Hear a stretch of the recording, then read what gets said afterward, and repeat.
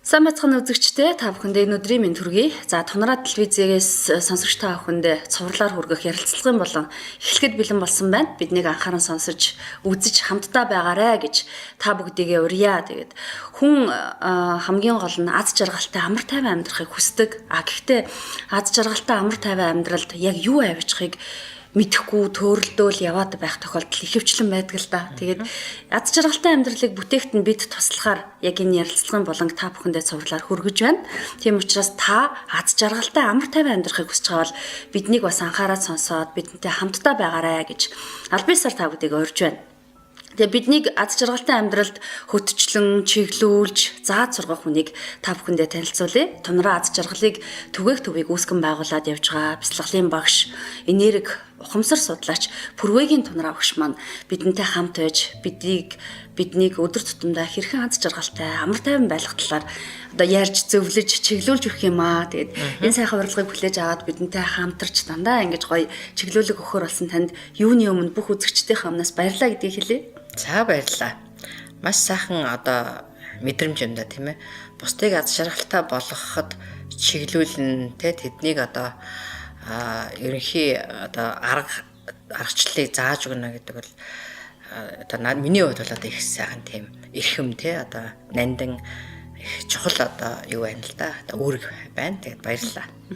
Тэгээ бид нар аз жаргалыг их олон зүйлээс мэдэрч болно л доо. Одоо жишээ нь карьер төлөвлөсөн одоо эмэгтэй бол ажиллаа хийгээл тэр ажлын бүтээмжийг хараад одоо тэндээс аз жаргалыг мэдэрч болно. Зарим нэгэн хүмүүс гэр бүл төвтэй ээж гэж байдаг штэ тий. Гэр нь гоё цэвэрхэн амттай хоолтой хүүхдүүд нь эрүүл байхад тэндээс аз жаргалыг мэдэрч болно. Аль эсвэл нэг сайхан хайр дурлалтай уулзахаараа зүгээр л нэг уужгаа кофенасаа дуу сонсоод аз жаргалыг мэдэрдэг хүмүүс байдаг. Гэхдээ энэ аз жаргалыг мэдрэх мэдрэмж бүх зүйл дээр байгаа үед л илүү одоо хүн дандаа аз жаргалтай байна. Тэгэхгүй нэг гоё кофе уугаад аз жаргалтай болоод эргээл ундаг. Эсвэл гэрэн цэвэрхэн байж гал жоохон муухай болохоор унаал уурн хүрдэг. Тийм хүмүүс одоо их олон байгаад байгаа. Бүх хүнийг аз жаргалыг мэдэрдэггүй гэж бол хэлж болохгүй тийм ээ. Яг үнэ. Тэгэхээр тэр нөгөө инглиштэй одоо бүгдээрээ тэгээд бүх цаг үед дандаа л одоо аз жаргалтай байвал гэж юм тийм үү. Тэгэхээр тэр яг дандаа гэдэг нь болохоор нэгдэм систем юм л да. Бид нар тэр нэгдсэн системээ өөрөө удирдах чиглүүлж чаддагсан бол ямар ч тохиолдолд ямар ч одоо зовлон твитгий л те. Одоо нэг жаргалд уруулах. Одоо энийг бол алхим гэж нэрлэдэг юм л да. Тийм ээ. Тэгэхээр тийм одоо төвшөнд хүн аваачих тийм боломжтой. Хүнд өөрт нь авах чадамж потенциал боломж байгаа юм л да. Тэгэхээр тэр боломж нь ерөөсөө тэр нэгдмэл систем буюу тэр зүрхний авах орон зай дээр одоо хүн өөрийгөө төвлөрүүлж чадхал юм бол тэр зовлон тийм ээ одоо амар тайвнаар солих боломжтой. Бэрхшээлийг тийм ээ илүү их одоо хөнгөн амархан шийдлэр давах боломжтой. Цаашаа үргэлжлүүлээл ингээл назааруулаад улмал ингээл зовлон дунаад л те жижиг одоо зовлон нэг том болгож бодоод хоёр зовлон 10 гэж бодоод ингээд байх юм бол хүн улмал нөгөөдөгтөө бүдрээл улмал аз жаргалгүй мэдрэмжээр амьдралын хамаг сайхан хугацаа мөчүүдийг тэгэл зовлонтойгоор өнгөрөөчих юм л да. Тэгэхээр юусаа шалтгаан нь юунд байгаа юм бэ? Аргачлал нь юунд байгаа юм бэ гэхээр түрний ярьсан тийм ээ нэгдмэл систем буюу одоо өөрийнхөө тэр нэгдсэн гоё ямар ч тохиолдолд ингээд нэг одоо тэр тааламжтай төлөв байдлыг олоод авах тэр үед л яг мэдрэх юм л да. Тэгэхээр биднийг үзэж байгаа хүмүүс жоохон өрөөсгөл ч юм уу эсвэл нэг хийсвэр зүйл яриад байгаа юм шиг санагдаж магадгүй л дээ. Жишээ нь одоо махан биен дээр ирж байгаа тэр өвдөлтийг яаж тааламжтай хүлээж авах юм гэд асуулт асуугаад сонсож байгаа бол та үргэлжлүүлээ сонсоорой. Тэгэхээр өвдөлтийн дараа одоо өнөөдөр ирж байгаа тэр бэрхшээл танд ирж байгаа тэр сорилтуудыг даваад гарсны дараа илүү том одоо боломжч гэдэг юм уу илүү том алдар нэр илүү том ухаарл эсвэл магадгүй мөнгөөр хардаг хүмүүс ашиг те ингээд ирнэ гэж бодох хамгийн ихний тайлбар байж магадгүй. Ер нь яхаа зовлонгүйгээр урьдчилна гэдэг ойлголт төлөөсөө байхгүй л да. Тэгэхээр зовлон өөрөө их муухай зүйл бас биш байгаа. Зовлон өөрөө гарц тэгээд гаргалгаа шийдэл зоригтой зориглол одоо тууштай байдал энэ болгоныг нэг хүчлэх хамгийн том хөшөөрөг бол зовлон байна. Тэгэхээр зовлонг мэдэж ойлгосноор тэрийг туулаад явж байгаа замдаа хүн ухаардаг тийм ээ илүү их одоо туршлагачдаг. Тэгээ өөрийнхөө туршлагыг бусдад бас заад зэвүүлдэг тийм ээ. Би ингэсэн шүү. Ингэж өвдсөн учраас би ингэж эрүүл болж чадсан шүүч гэдэг юм уу тийм ээ. Тэгэхээр хүн болго өөрийнхөө амьдралд тохиолдож байгаа сайхан зүйлийг бусдад сурах гэсэн гэж боддог. Тэгэхээр хамгийн эхлээд ярьсан жаргал бол маш олон зүйлийн нэгдэл юм аа гэдэг. Тэгэхээр маш олон зүйлийн нэгдэл тийм ээ гэр бүл, хайр, мөнгө, одоо аюулгүй байдал тийм ээ оршин тогтнох байр суурь, карьер гэх мэт маш олон зүйлийг нэгдүүлж аж жаргал гэж шимж олж авч байгаа шүү дээ тийм ээ. Гэтэл нэгэн зүйлдээ төвлөрөөд хамгийн аж жаргалаа орхичдаг тийм ээ. Зөвхөн мөнгө хөөсөөр байтал чи эрүүл мэндэнд дуусчдаг. Эсвэл одоо яадаг ямар нэгэн карьер хөөсрөөд өөрийнх нь үн цэн нунчдаг ч байдаг юм те. Ингээд эргээд буцаад нөгөө хүмүүс харьцдаг. За энэтэй харьцснаас өөр мөрөөрөө явж гэдэг юм те. Ийм байдлаар хүн үн цэнээ алдах. Энэ болгон бол нөгөө саяны ярьсан тийм ээ. Одоо жаргалыг холох гэж байгаа төрөөд зовлонтой байдал руу живчиж байгаа юм л да. Тэгэхээр ерөөсөө бид хоёрын ярьж байгаа зүйл дотооддоо тийг бас мэдээж тийм ээ энерги ухамсарыг харагдахгүй мэдлэгийн тухай ярьж байгаа учраас жоохон нууцын тийм үү одоо хүн үл ойлгох зарим яриануд бол угаасаа гарна. Тэгэхээр энэ яриануудыг ухаж дотроос нь угаасаа ойлгуулна. Багаар хэлсээр байгаа ойлгуулна. Тэгээд явцын дунд хүмүүс нэрэл тийм байна гэдэг мэдэж эхэлнэ. Бодлоо ажиглаж сурна эхлээд тэгээд явандаа бодлоо удирдах. За тэгээ бүр бодгоосоо өмнө бараг төлөвлөдөг болох талын мэдлэгэл ер нь их ариун бийж хүн бүхэл цаг үед амар тайван аз жаргалтай тийм мэдрэмжийг авч явах боломжтой юм шиг байгаа тийм ээ. Тэгээ бодол гэдэг нь өөрөө бас их олон янзтай хүний 40,000 бодол орж ирдэг гэсэн. Ухамсарын цар хүрээнээс шалтгаалаад бодол ямар байхаа гэдэг. Тийм ээ. Тэгэхээр бодол бол ерөөсөө хамгийн их харагдахгүй том үйлдэл бол бодол л доо. Хүний нүдэнд харагдахгүй мөртөөсөө байнга үйлдэл хийж л байдаг. Тэгэл тэр нь сайн юм уу муу юм уу тийм ээ. Тэгэхээр ер нь ялангуяа Монголын нийгэмдэр амьдарч байгаа хүмүүсийн баг одоо хүмүүсийн бодлынх нь бараг 70-80% нь бол сөрөг байдаг. Угаасаа би ч гэсэн тийм л байсан тийм ээ. Тийм болохоор их зоригтой 70-80 гэж хэлээд байгаа юм. Өөрөө би ингэж өөрийгөө эргээд боддог байхгүй. Би яг тэр үед ямар бодолтой яаж исэн бэ гэж бодоход миний бодлын их хувь нь бараг л дандаа сөрөг яана, яачих бол яах вэ? Яаж амьдрах вэ? Тэггүй л яах вэ? Ингэхгүй л яах вэ? Тийм ээ тэр зовлон ингэж ирээд байна. Энэ ингээд байна. Дараагийн удаа ингэж хэлбэр баларх юм шиг байгаа даач гэдэг юм уу тийм. Нэг ийм айц төвшөр дотор амьдарч байсан. Тэгэхээр бодол гэдэг бол өөрөө их бодиттой зүйл дахин бодоод байхаар нөгөө ялангуяа тэр сөрөг давтамжтай бодол их хүнд давтамжтай вибрацтай учраас амархан бийждэг. Сайхан зүйлийг бид нар хилээл ахтлан ингээд нэг хүлээж авдаг штэ хүмүүс. Хүүхдтэй ч гэсэн бид нар сургаал яадаг сайн хүн болоороо сайхан байх юм шүү. Тэгээрээ ингээрээ гэдэг тэрнээсээ хүүхэд нэг чихээр оруулаад нөгөө чихээр гаргадагтай адилхан бид нар ч гэсэн бодлыг хянаж мэддэгчгүй. Тэгэхээр яг одоо бол сүүлийн үед өөрийнхөө бодлыг эргээд харахад бол миний бараг 90% нь эерэг болсон болгож би чадсан байна. За бараг одоо 100% хэлжүүл одоо тэтэрхий өнгөрцөн болох байх тийм ээ. Гэхдээ энэ бол үнэн л дээ. Тэгэхээр энийг яаж олж авсан бэ гэхээр би өөрийнхөө бодлыг л ажигласан юм л да. Тэгээд өөрийнхөө бодож байгаа бодлын сөрөг давтамж одоо ингээл хүүхэд зам гарч агаад машин шүргүүлчих үедээ гэл ингээл зүгээр байж байгаа л боддог тийм байлаа штэ. Тийм ээ тэгэнгүүтээ хөөе гэл ингээл өөрийгөө татаж аваад за тий хүн болгонд өөрийн гэсэн агуу чадамж яадаг. Хүн чинь өөрийнхөө нүдэрээ харж байгаа, чихээрээ сонсож байгаа, мэдэрж байгаа, мэдрэхүй сэрхүүн ажиллаж байгаа. Тэгэхэд би заавалчгүй тэр зам хөндлөн гарахтал тэгээд айгаад төвшөд байх юм ямар шаардлага байна. Нөгөө талаараа бол хүнд өөрийн гэсэн энэ дэлхийд ирсэн хувь заяа нас гэж бас байдаг. Тэгтэл миний бодлоос болоод л тэр одоо машин шүргүүлээд тахтаа чи яах вэ тий тэр хүүхдийн өөрийн хувь заяа гэдэг байна да энэ төр гэл ингээд сүүлийн үед нөгөө энерги ухамсар судлаад ирэхээр чи ингээд энерги гэж юу вэ те далд нь байгаа тэр далд байгаа тэр бодлын энерги чинь те хүчрэг удаан бодоод тахаар бийждэг юм байна бодлоо бодхоо болоос ажиглаас харуулчихлаар хүчин суларчдаг юм байна энэ төр гэдэг ингээд мэдээд байдаг болсон учраас яг өөрийнхөө бодлыг бол за энэ бол дэмий бодол за боли хүн чинь тэгээд санамсаргүй байдлаар ботчдаг юм л да тэнгүүд буцаагаад за энэ биш шүү гэдэг ч юм уу те бодол ажиглах талаар зарим хүмүүс ямар бодол байгаад байгааг ч мэдэхгүй явж иж магадгүй. Тэгээд бодол түрүүнд багш үйлдэл болдог гэж хэлсэн. Бодлын үйлдэл болж байгаагийн хамгийн ихний илэрлэл бол таны амаар давж гарч байгаа үг гэж бодож байна. Тэгээд таны үг сөрөг үг их байгаа байвал таны бодол сөрөгдөө байна л гэж тайлах гэдэг зөв өгшөө. Яагаад сөрөг байгаа вэ гэхэлэр тэр хүн ухаан нь ажиллаж байгаа, зөвхөн ухаан ажиллаж байгаа гэсэн.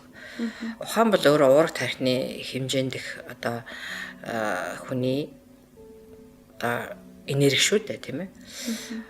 Тархинаас гарч байгаа тэр долгион болол бодол тэгээд ухаан. Гэтэл тэр зөвхөн ухаан дээр бид нар ажиллаад тахлаар ухаан өөрөө далаач их багтай юм билэ. Ухаан бол ингээд байшин барина л гэж бодоод байдаг. Тэгээд тэрнээсээ ингээд ашиг олно л гэж боддог. А гэтэл ухамсарлаад ирэхлээр энэ байшинг олон жил тэгээ одоо сайхан тийм нөгөө бүх бат тийм үү зөв сайхан дотор нь байгаа энэ барилгын материалууд энэ дотор нь гүйж байгаа одоо турба тийм ээ эдгээр нь ингээд маш сайн байж хүний эрүүл мэндэд хэрэгтэй юм байна. Энэ байшингийн нөгөө харагдаж байгаа цонхны хэмжээ нь хүний нүдний харааг муудуулахгүй юм байна ч гэдэг юм уу. Энэ ухамсар гэдэг нь өөрөө хүнийг яг одоо өөрийнх нь сайн сайхан нөгөө аз жаргалтай байх тэр боломж руу ухамсар өргөхлөө явчихдаг. А ухааны цар хүрээ бол маш бүдүүн тавтамжтай энүүхэн энэ хавцаал эргэлдээд байдаг. Ерөөсөө ашиг бол ухаан ихэнхдээ анхдагч одоо хэрэгцээнийхээ төлөв ажиллаж яадаг бол ухамсар бол тэрнээс цаашаа бусдад хэрхэн яаж сайн сайхныг түгээх үү? А бусдад тэр сайн сайхан түгээсэн тэр нөгөө үр ашиг нь өөрөө тэрнээсээ үнцнээ бүтээгээд өөрөө тааламж таашаал нөгөө дотроос хүсэгдэт байгаа аз жаргалынхаа тэр мэдрэмжүүдийг аваад илүү их залуу, илүү их эрч хүчтэй, илүү их одоо инэрл хайр нэг үсэлтэй яг жинхнээсээ нөгөө ухамсар сэрсэн хүн энэ дэлхий дээр ирсэн зорилгоо биелүүлээд буцах юм л да. Тийм. За Тунраа телевизээс цувралаар та бүхэндээ хүргэх ер нь эцсийн одоо бидний зорилго бол аз жаргалтай амар тайван иргэдийг л бий болгох зорилготой энэ ярилцлагын болгоны эхний дугаар та бүхэнд хүрч байгаа. Тэгээд бид өнөөдөр хэрхэн аз жаргалтай амар тайван амьдрах вэ гэсэн ерөнхий том сэдв. Тэгээд аз жаргалтай амар тайван байхын тулд хүн мэдээж өөрөөсөө эхэлнэ. Өөрийнхөө гадна одоо анхан шатны хэрэгцээ гой үнэр үнэрлэл, гой зүйл хараал, гой орчинд амьдрал энэ аз жаргал боловч хэсгэн зургийн аз жаргал байна. Жинхэнэ амар тайван аз жаргалыг мэдрэхийн тулд бүр дотроос гүнээс бодлоосоо ирүүлчихэж бид нар аз жаргалтай байх нэ гингүүтэл хамгийн эхлээд бид бодлоо удирдах. За бодлоо удирдахаас өмнө бодлоо ажиглах шаардлагатай болоод бодлын тухай ярилцаад явж ийн л та. Тэг яг одоо биднийг үзэж байгаа сонсож байгаа хүмүүс ч гэсэн өөрөө өөрсдийнхөө бодлыг анзаараад үзчихэж магадгүй өдөрт ер нь ямар бодол илүү давтамжтай орж ирээд байна. Тэр бодол нь эерэг байна уу, сөрөг байна уу? Тэр бодлоос үргэлжлээд оройн танаа гэрт юу өрнөж чинь тий? Одоо өдөр жишээ нь ажил дээр яаж гал одоо ханыхаа тухай ч гэдэм хаана юу хийж яваа бол тэгж байгаа юм биш байгаа даа гэж жоохон сөрөг бодол бодчихдаг. Тэрийг орой очиод зүгээр бодоод өнгөрсөн бодол байтал нөгөөтгөө хандлага гаргаад чи өнөөдөр хаана хинтээ юу хийсэн? Ангиж байгаа юм шүү, тэгж байгаа юм шүү гэд нөгөөтгөө өвөлдөл болоод үг болгоод асуугаад эндээсээ үүдээд нөгөө харилцаа оройны амар тайван өнгөрөх аз жаргалтай өнгөрөх гэр бүлийн агшин маань арай өөр чиглэл рүү эргэжиж магадгүй тийм үү?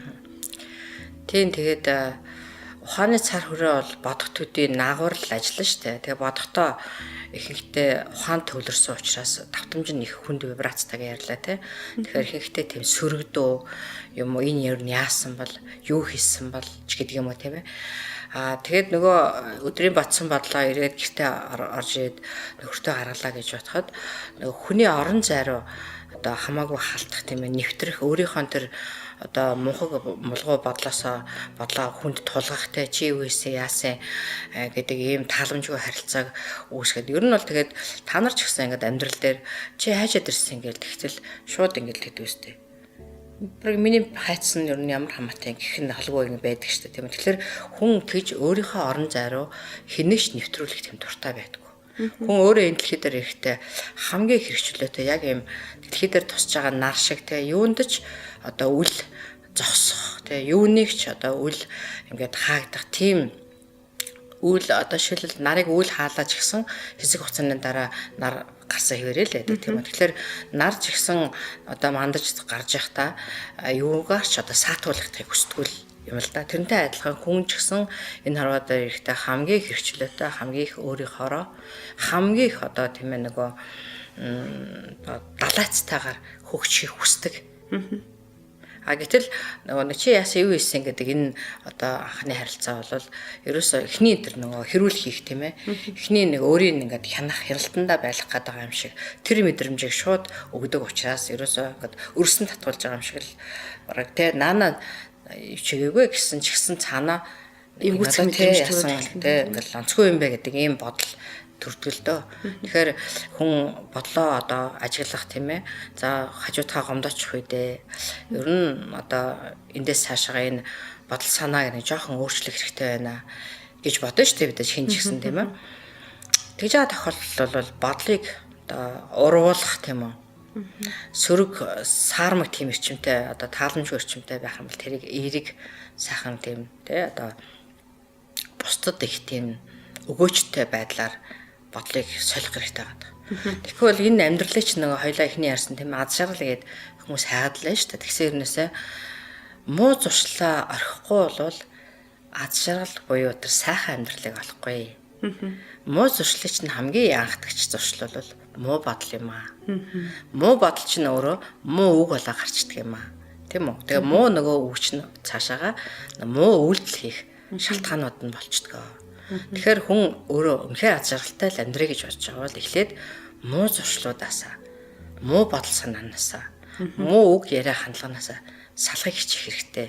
Инхийн тулд өөрийгөө ажигл, инхийн тулд илүү дотооддоос чинь гарч байгаа тэр муу бодлын энергийг эерэг зөв болгож засах тийм оролдлого хий. Тэр оролдлого бол таны тийм ээ одоо бидний яриад байгаа энерги ухамсарыг хойсгох тэр дадалтай байгаа юм. Тэрийг бясалгал гэж нэрлэдэг. За одоо би сайхан амьдралыг л хүсэж ин л да бас л ингээл энерги ухамсар судлаад өөрөө зөв амьдралыг төлөвшүүлэх гээл гэр бүлтэй хамгийн ихний хэрэгцээнд гэр бүлтэй цаашлаад эргэн тойронд байгаа найз нөхөд ажлын хамт олон бүрийн нийгэмд түгээхийг хүсэл явж байгаа. Гэхдээ дандаа эерэг байж чадахгүй байгаа. Хичээгээд байгаа хэрнээсээ энэ зам руу ороод байгаа хэрнээсээ өөрөө ирэхгүй сүрэгддэг, нервтдэг, ууралдаг. Тэр нь бүр ингээ миний бодлоос хитрээд амар үг болж гараад эргээд бүр ингээд үр хүүхд хамгийн хайртай хүмүүсээ одоо гомдоох, тавгуутуулах тийм бодол үйлдэл яваад л байна. Тэгээ би солихыг хичээгээд байгаа хэрнээсээ чадахгүй л байна. Тэгэхээр та одоо ингээл яг хажуу сууж байгаа надад их хэллэл зөвлөгөө өгөөд тэгэхээр би одоо бодлуудаа цаасан дээр бичиж ажиглах уу? Хилээд байгаа өгүүдээ бичиж ажиглах уу? Өөрөө хамгийн түрүүнд төвшүүлэх дадал дасгал юу байх вэ? Хүн төрөлхтний хамгийн том зовлонтой эмчил наатах юм байна л да. Тэгээд нөгөө зовлонг одоо жаргал болгож уруулах тэр алхимийн аргыг л хэрэглэх хэрэгтэй юм л да. Тэрийг л бясалгал гэж нэрлэдэг байгаа. Бясалгал. Одоо тэгэхээр бясалгал эхлэх. Одоо ингээд мянган энэ дэвтэр дээр бичлээ. Энэ чинь зүгээр бичиж байгаа байхгүй юу? Энд чинь ямар ч одоо яхаа зүгээр нэг хэмжээс тийм л да биччихнэ гэдэг бол. За бодлоо гаргаад муу юм байвал биччихье те. Ямар ч үс ихний оролдлого бол хийгээ. За тэр бичсэн цаасаа ингээд шатаачээ те. Энэ бол ингээд нэг хэмжээсээ л хийж байгаа. Гэтэл тэнд юу ч өөрчлөгдөхгүй хэврэл байгаа. Яг тухайн үедээ бол за сэтгэл айтайхан засагдана. Тэгээд нэг 10 хоногийн дараа дахиад нөгөө үйлдэл тийм ээ. Нөгөө сарын дараа ч юм уу нөгөө ямар нэгэн таагүй юм болонгот шууд нөгөө дотроос гараал ирнэ. Тэгэхээр эн чинь нөгөө уруулж чадаагүй байгаа гэсэн. Өөрчилж чадаагүй байгаа гэсэн. Орлого хийж гэн гэхдээ энэ нөгөө бүрэн гүцтэй явахгүй байна гэсэн. Хүн төрөлхтний энэ дэлхий дээр байгаа 7 тэрбум 8 тэрбум хүн ч өнөөдөр зовлонтой байгаа гэж шалтгаан чинь энэ шүү дээ. Тэгэхээр хүн өөрийнхөө дотоод хойшлыг л бий болохгүй бол зүгээр мянган гадна талын одоо бид хоёрын ярьж байгаа подкастыг сонсоод ч гэсэн тийм ээ. Би таны ярьцлагыг сонсоод л идэх гэсэн хэрнээсээ л бах байдгаараа л орж иж байгаа маш олон хүнтэй уулзч байна. Өдөр болгон л уулзч байна. Тэгэхээр ерөөсөө дотгошоогоо өнгөж тийм ээ. Дотоодод байгаа тэр vortex гэж үүдэг хүний дотор.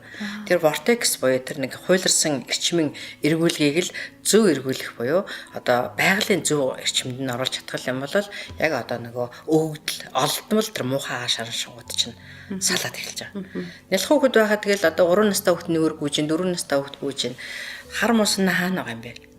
Ямар сандаа нөгөө манай дүү өөртөө жоох ууж идэддэг залуу ирж ийн гинэ. Тэгэхээр ингээ харсаад агаагаа байхгүй гэж хэлээр гисэн чинь манай дүүгийн 4 настай хүүхэд ороод ирэнгөт нөгөө манай агаа тэнд байгаа гэсэн.